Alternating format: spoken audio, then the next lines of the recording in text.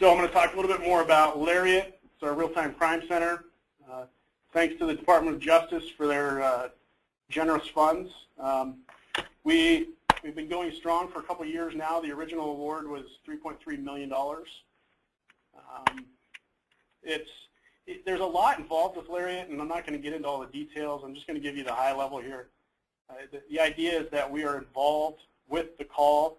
We're involved with the responding officer and pushing information out to the responding officer before they get to the scene. We also are looking at different options for next generation 911. It's again a hot topic out there, kind of a catchphrase. Nobody really knows what it's going to look like yet. Everybody has a different idea of what it actually means. We're trying to build up some of those ideas and how it could work. So the other thing that we got out of this grant was funding to build software. And this is kind of my last piece here. So our traditional style of searching data has always been one person, whether it's an officer, whether it's administrative staff, they want to go out and they need to find information about a person. So maybe they go, and I'm going to pop up our criminal history screen here. Maybe they go out to criminal history and they're going to search for that person. You put the last name in the last name field. You put the date of birth in the date of birth field. You hope that people entered the data in the correct fields. And you get results back just from criminal history. And then you go out to the warrant system and you search warrants. And you get the warrants results. So you do all these different types of searches that are independent of each other, and you don't know what the connections are. And there's a reason that the systems were implemented like this. There's a reason that it was done for this in this style.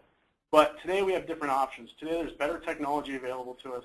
There's cheaper technology that can make this faster for the officer and give them more information. So again, part of this grant was we went out and we designed a new system.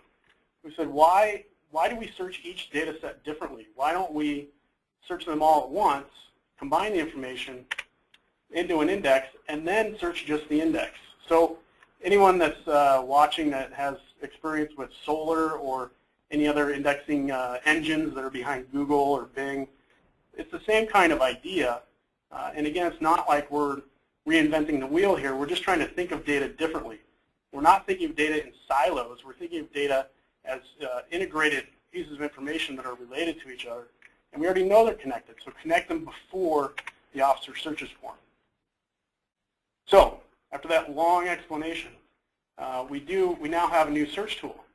And instead of us going out to each system differently, on different web pages, different tabs, we have one place to go. We type in the name, and we get results from every single system that we have access to.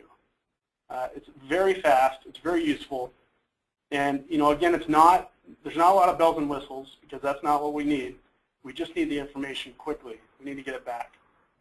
Something else I want to point out, and one of the things that we really are interested in doing next is this external sources. This functionality works. We just need to find other people to connect to. The idea is that you can search your own data, and again, you maintain control, you maintain security, and at the same time, you're searching other people's data who have given you permission. We really think this is the next opportunity for us. We're already starting to talk with agencies in the area that aren't necessarily on our system, but their jurisdictions are relatively close, so that we would have common data, and we want to share that information without all of us sharing the same RMS or all of us sharing the same tab.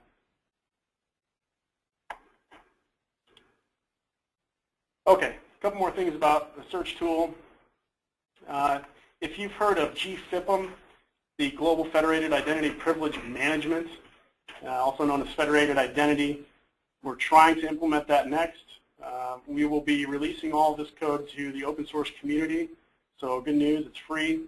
And it's all built on top of both Solr and some .NET technology.